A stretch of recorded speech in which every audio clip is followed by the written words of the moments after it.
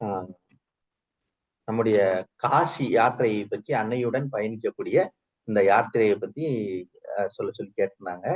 இந்த யாத்திரை நம்முடைய சனாதன தர்மத்துல இருக்கக்கூடிய வழக்கம் என்னன்னா மூர்த்தி, தீர்த்தம், தலம் என்று சொல்லக்கூடிய இந்த மூன்றும் மிக சிறப்பாக சொல்லப்படுகிறது. இந்த மூர்த்தி, தீர்த்தம், தலம்லாம் எங்க இருக்குன்னா நமக்கு வெளியிலயும் இருக்கு, நமக்கு உள்ளேயும் இருக்கு. திருமந்திரத்துல இந்த தீர்த்தங்கள்லாம் நமக்குள்ள இருக்கிறதாவே சொல்றாரு. மாணிக்க வாசக பெருமான் இந்த தீர்த்தங்களை பத்தி சொல்லும்போது சொல்றாரு, இறைவனை சிவபெருமானையே தீர்த்தன் அப்படிங்கிற வார்த்தைய மாணிக்க வாசகர் நம்முடைய திருவாசகத்துல சொல்றாரு. நம்முடைய அப்பர் பெருமான் சொல்றாரு, சென்றாடும் தீர்த்தங்கள் ஆனார்தாமே அப்படின்னு சொல்லிட்டு சிவபெருமான சொல்றாரு. நாம போய் நீராடுற எல்லா தீர்த்தங்களின் ரூபமாக தீர்த்த ரூபமாகவே சிவபெருமான் இருப்பதாக சொல்றாரு. அப்போ நம்ம இந்த யாத்திரையில பல்வேறு வகையான தீர்த்தங்களை, மூர்த்திகளை, தலங்களை தரிசிக்க இருக்கோம். அந்த அணையொன்ற இருக்கக்கூடிய இந்த யாத்திரையில குறிப்பா நம்ம சரையு நதியில ஸ்நானம் பண்ண போறோம்.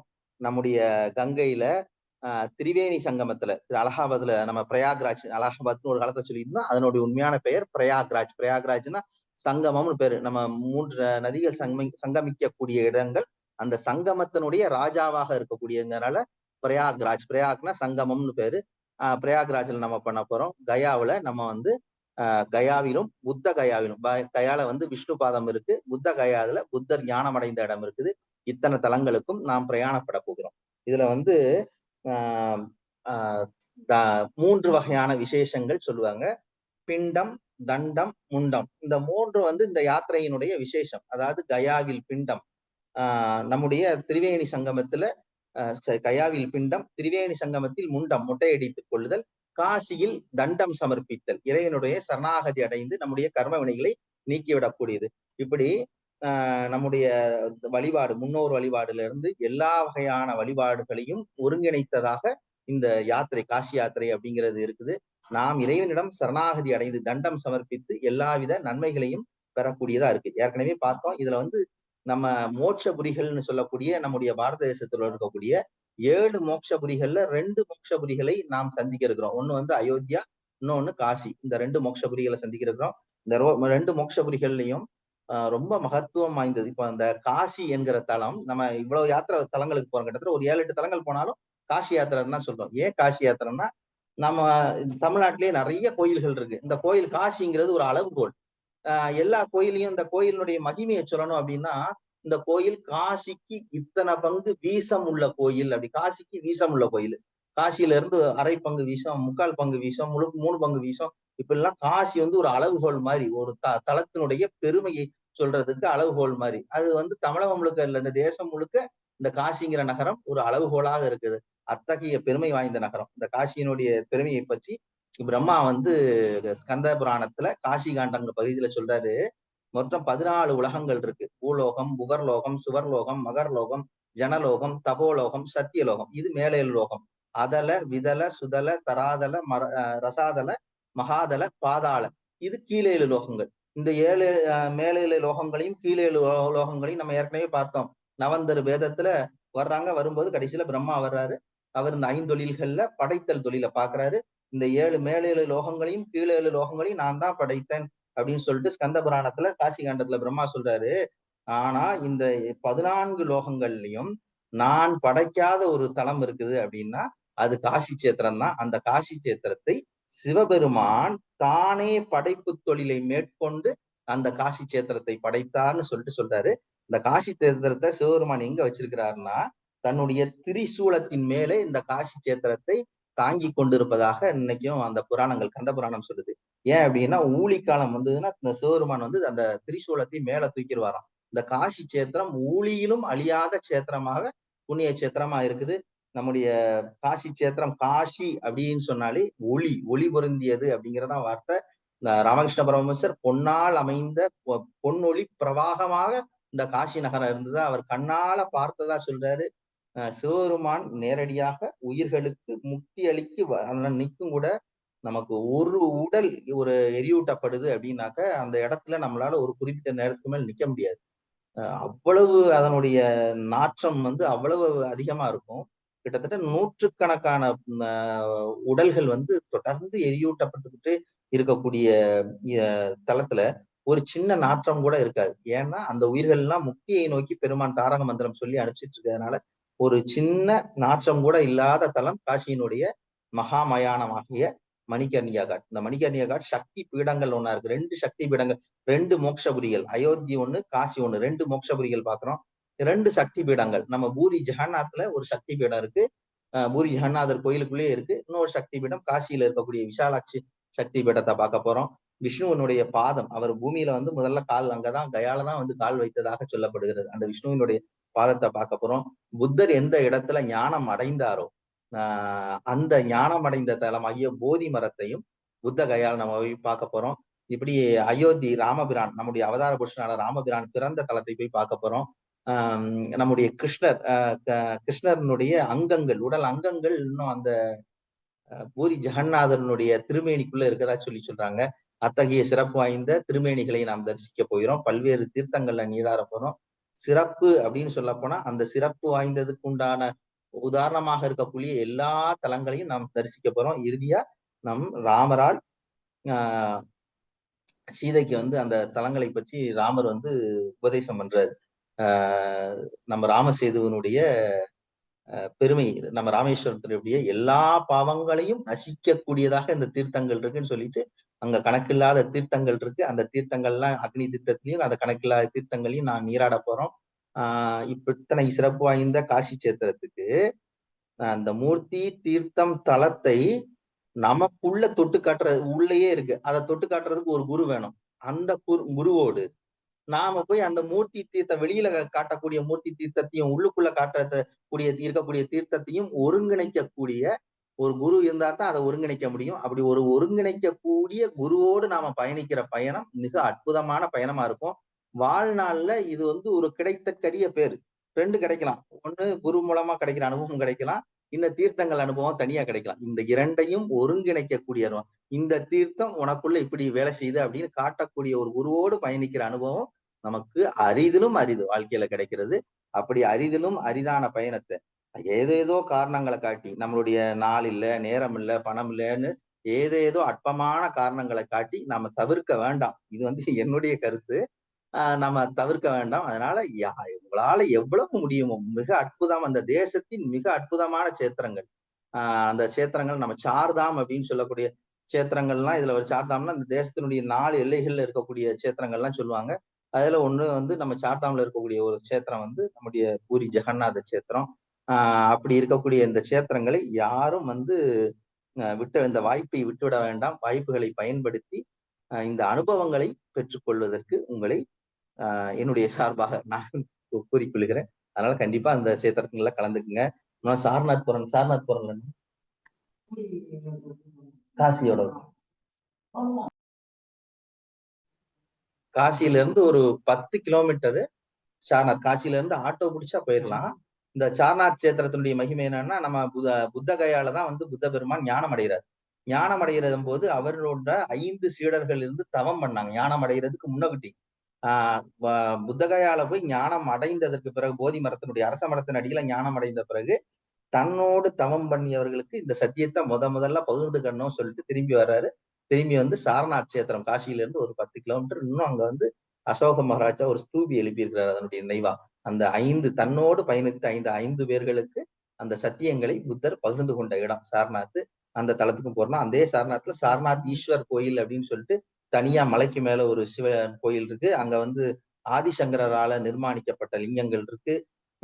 யந்திர ராஜேஸ்வர லிங்கம்னு இருக்கு. அதாவது என்னன்னா லிங்கம் சிவ வடிவம், ஸ்ரீ சக்கரம் சக்தியின் வடிவம்.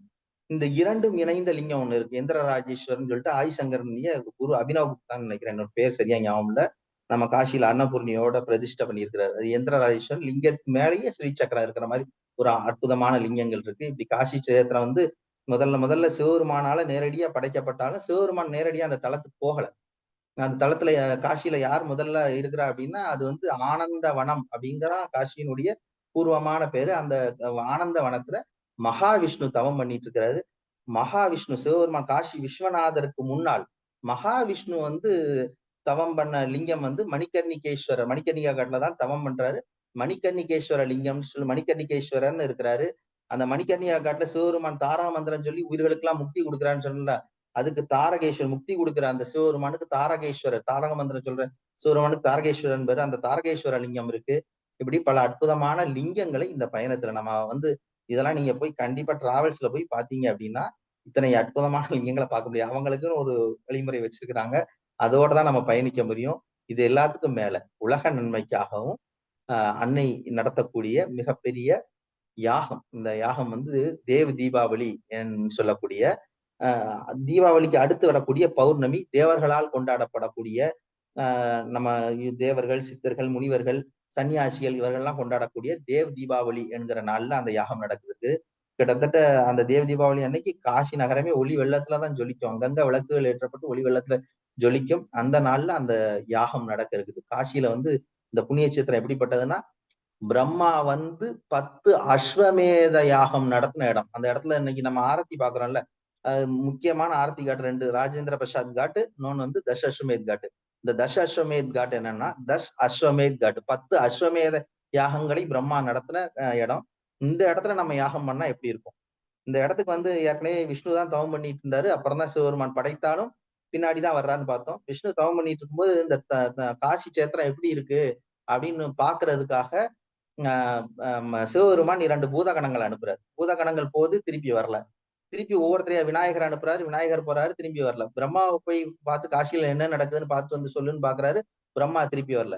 திருப்பி நந்தி அனுப்புறாரு. நந்தி அனுப்பி நீ போய் காசியில போய் என்ன நடக்குன்னு பார்த்துட்டு வந்தாரு. நந்தி போனாரு. திருப்பி காசியில இருந்து வரவே இல்லை.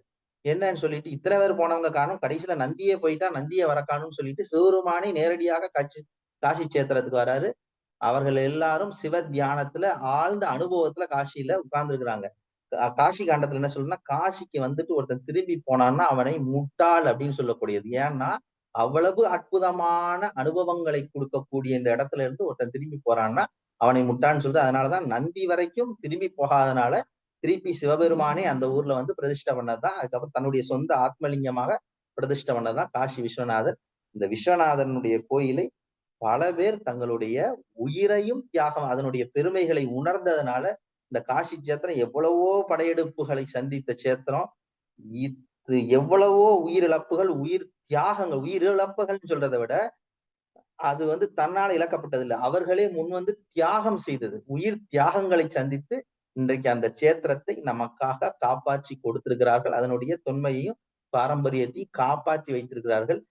இந்த காசி சேத்திரத்தை மகிமைப்படுத்தக்கூடியவர்கள் தமிழர்கள் எப்போதுமே. இன்றைக்கும் அந்த காசி சேத்திரத்துல இருக்கக்கூடிய காசி விஸ்வநாதரையும் விஷாலாட்சி கோயிலையும் நிறைய திருப்பணிகள் பண்ணவங்க யாருன்னா தமிழர்கள். இதுல எல்லாம் முக்கியமானவர் இப்ப நம்ம இருக்கக்கூடிய நம்ம திருநெல்வேலி மாவட்டமா இருந்தது. இப்ப தென்காசி மாவட்டமா நம்ம பிரிஞ்சுட்டோம். இந்த திருநெல்வேலி மாவட்டத்தில இருந்து ஸ்ரீவைகுண்டம் பக்கத்துல இருந்து போனவர் தான் நம்முடைய குமரகுருபர சுவாமிகள். இந்த குமரகுருபர சுவாமிகள் வந்து காசி சேத்திரத்துல அப்போ காசியினுடைய முகலாயர் ஆட்சி காலம் இந்த காட்சியில் நடந்துட்டு இந்த முகலாயர் ஆட்சி காலத்துல காசி நகரத்தினுடைய விஸ்வநாதர் கோயில் வந்து பல ஆண்டுகள் திறக்கப்படாமல் இருந்து இன்னைக்கு நம்ம பாக்குறோம். காசி விஸ்வநாதர் கோயில்ல நான் பாக்குற இந்த தென்காசி மாவட்டத்துல ஊருக்கு போனா ஏதாவது ஒரு பேர்ல அங்க ஏற்கனவே ஊர்ல ஒரு பிரதானமா ஒரு கோயில் இருக்கு, சிவன் கோயில். ஒரு சின்னதாவது ஒரு காசி விஸ்வநாதர்னு ஒரு கோயில் வச்சிருப்பாங்க. இல்ல அந்த பிரதான கோயில்ல ஒரு சன்னதி காசி விஸ்வநாதர்னு வச்சிருப்பாங்க. நீ ஒரு இடத்துலதானே காசி விஸ்வநாதர் கோயில் அடைப்ப. நான் ஊரெல்லாம் திறந்து வைப்பேன்னு சொல்லிட்டு நம்முடைய சேர சோழ பாண்டிய மன்னர்கள் எல்லாம் வந்து ஊருக்கு ஊருக்கு காசி விஸ்வநாதருக்கு கோயில் கட்டினார்கள். அந்த லிங்கத்தை பிரதிஷ்டை பண்ணாங்க. அத்தகைய மகத்துவம் வாய்ந்த அந்த காசி சேத்திரத்துக்கு நம்முடைய குமரகுருபர சுவாமி அந்த முகலாயர் ஆட்சி காலத்துல போறாரு. போகும் பொழுது ஏற்கனவே குமரகுருபர சுவாமிகளுடைய பெருமை நீங்க வாழ்க்கை வரலாறு எடுத்து பாருங்க. அவர் சிறு வயதுல பேச முடியாம இருந்து திருச்செந்தூர் முருகனர்களால் பேசும் வாய்ப்பை பெற்று அன்னை மீனாட்சியே வந்து இவர் இயற்றிய மீனாட்சி பிள்ளை தமிழை குழந்தையாக வந்து கேட்டதாக பெருமையுடையர் குமரகுருபர சுவாமிகள். அவர் அங்க காசிக்கு போய் காசி நவாபை பார்க்க போறாரு. அவர் வந்து அங்க இருக்க மொழி பிரச்சனை 2 பேருக்கும். இவருக்கு தமிழ் மொழி தான் தெரியும், அவருடைய உருது மொழி தெரியாது. நீ வந்து என்னுடைய மொழியில வந்து பேசினதுக்கு அப்புறம் நான் உனக்கு நீ என்ன சொல்றியோ அதுக்கப்புறம் தான் நீ சொல்றதையே கேட்கிறேன் அப்படின்னு சொல்லிட்டு அவரை உட்கார கூட இடம் கொடுக்காமல் நிறுத்தி வைத்தே பேசி அனுப்பினார். அதுக்கப்புறம் அவர் அங்க இருந்து காசியினுடைய வனத்துக்குள்ள போய் அங்க இருந்து அன்னை சரஸ்வதியை தியானித்து சகலகலா வெள்ளி மாலை என்கிற பதிகத்தை அன்னை சரஸ்வதி மேல படிக்கிறாரு. அவருக்கு அந்த மொழி ஆற்றல் வருது. மொழி ஆற்றல் வர்றது மட்டும் இல்ல, அந்த காட்டுக்குள்ள இருந்து இவருக்கு உட்கார இடம் கொடுக்கலையா. வழக்கமா ராஜா எல்லாம் எதுல உட்காருவாங்க, சிங்காதனம்னு சொல்லுவாங்க. சிம்மாசனம் சிங்காதனம்னு சொல்லுவாங்க. இந்த ஆசனம் உட்கார்ந்துருக்க ஆசனத்து மேல 2 சிங்கம் வச்சிருப்பாங்க. ஆனால் உலகத்திலேயே சிங்கத்தையே ஆசனமாக கொண்டு சிங்கத்து மேல ஏறி போய் ஒருத்தர் உட்கார்ந்தாரு அப்படின்னா, அது நம்முடைய குமரகுருபரர் சாமி தான். அவர் பிறந்த பூமியிலிருந்து நாம எல்லாம் அங்க போறோம்னு சொல்றதுல ரொம்ப பெருமை வாய்ந்தது. சிங்கத்து மேல போனோனயுமே நவாபுக்கு கை கால்லாம் சிம்மாசனத்துல உண்மையான சிம்மாசனத்துல உட்கார்ந்திருக்கவர பார்த்து, போலி சிம்மாசனத்துல உட்கார்ந்திருக்கக்கூடிய நவாபுக்கு கை கால்களும் உதற ஆரம்பிச்சது. பணிந்து இறங்கி வந்து இவர் மேல நின்னு கேட்கிறாரு. இவருடைய அ வாதம் என்ன சொல்ல வர்றாருங்கிறதே அப்பதான் கேட்கிறாரு. காசியினுடைய விஸ்வநாதர் கோயிலை திறக்க வேண்டும் அப்படிங்கிற விண்ணப்பத்தை வைக்கிறாரு. விண்ணப்பத்தை வைக்கணும்ல காசியில மடாம் அமைக்கிறதுக்கு இடம் கேட்கிறாரு. அப்ப சொல்றாரு, உங்களுடைய பெருமைகள் எனக்கு தெரியுது. ஆனா நீங்க கேட்கிறத நான் செஞ்சு கொடுத்தேன் அப்படின்னா, என்னை சார்ந்தவர்களே இதுக்கு மறுப்பு தெரிவிப்பாங்க. அதனால காசியில நடக்காத ஒரு அற்புதத்தை நீங்க செய்யுங்க. நான் உங்களுக்கு செஞ்சு தரேன்னு சொல்றாரு. காசியில கருடன் பறக்காது அப்படின்னு சொல்லிட்டு ஒரு விதி இருக்கு. காசிக்குள்ள கருடன் பறக்காது, பிணவாடை அடிக்காது. இந்த மாதிரி நிறைய விதிகள் இருக்கு. அந்த மாதிரி காசிக்குள்ள கருடனை பறக்க வைக்குங்கிறாரு. அதே மாதிரி காசியில கருடனை பறக்க வைத்து அந்த கருடன் பறந்த இடம் எல்லாத்தையுமே வந்து அவர் அந்த காசியினுடைய மொகாய மன்னன் வந்து நம்முடைய குமரகுருபர் கொடுக்கிறாரு. குமரகுருபருடைய மடம் இன்னும் இருக்கு. குமரகுருபரர் கம்பராமாயணத்தை சொல்ல கேட்டுதான் நம்முடைய துளசிதாசரனுடைய ராமாயணம் எழுதப்பட்டதாக நண்பர் ஒருத்தர் சொல்லியிருக்கிறார். அது எந்த அளவுக்கு ஆதாரப்பூர்வமான தகவல் எனக்கு தெரியல. ஏன்னா துளசிதாசர் காசியில உட்கார்ந்துதான் வந்து ஆஹ் ராமச்சரித மானஸ் எழுதுறாரு. அது நம்முடைய குமரகுருபர சுவாமி கம்பராமாயணத்தை சொல்ல கேட்டுதான் அவர் எழுதினதா நண்பர் ஒருத்தர் சொல்றாரு. இதற்கும் அதுக்கும் பக்கம் தான், ரொம்ப பக்கம். குமரகுருபரனுடைய மடத்துக்கும் துளசிதாசனுடைய துளசி காட்டுக்கும் ரொம்ப பக்கம் தான். அப்படிப்பட்ட எல்லாவித அற்புதங்களையும் செய்தது. இன்னும் நம்முடைய தமிழர்கள் திருப்பணி தொடர்ந்து செய்தார்கள், இன்றும் செய்து கொண்டே இருக்கிறார்கள். அப்படிப்பட்ட திருத்தலம் இன்றைக்கும் காசி விஸ்வநாதருக்கு கால பூஜைகள் உண்டு. இப்ப நம்ம கோயில்கள்லாம் 6 கால பூஜை, 8 கால, இப்ப குற்றாலம் கோயில் 8 கால பூஜை, ஒவ்வொரு ஆகமங்களுக்கு கால பூஜைகள் உண்டு. அப்படி கால பூஜைகள் எல்லாம் மிக விசேஷமாக இன்றும் மேள வாத்தியங்களோடு நம்முடைய நம்முடைய நாட்டுக்கோட்டை நகரத்தார் மடத்துல இருந்து நம்ம போய் அந்த பூஜைகளை இன்றும் தமிழர்கள் தொடர்ந்து செய்துட்டு இருக்கோம். கடைசியா நடந்த கும்பாபிஷேகம் வரைக்கும் தமிழர்களுடைய பங்களிப்பு இருந்தது. இது வந்து நம்ம தமிழர்கள் அப்படின்னு பிரிச்சு பாக்குறதுக்காக சொல்லல. நம்ம இடத்துல இருந்து போய் நாம அதோடு எவ்வளவு ஆழமாக பிணைக்கப்பட்டு இருக்கிறோம்ங்கிறத சொல்றதுக்காக இத சொல்றேன். அந்த சேத்திரத்தினுடைய மகிமை அப்படிப்பட்டதா இருந்ததுனாலதான் இந்த தேசத்தினுடைய எவ்வளவு தூரம் நாம இந்த கோடியில இருக்கிறோம். அது தேசத்தினுடைய வடகோடியில இருக்குது, நம்ம தென்கோடியில இருக்கிறோம். இருந்தாலும் அந்த சேத்திரத்தினுடைய மகிமை நம்மை பிணைத்திருக்கிறது.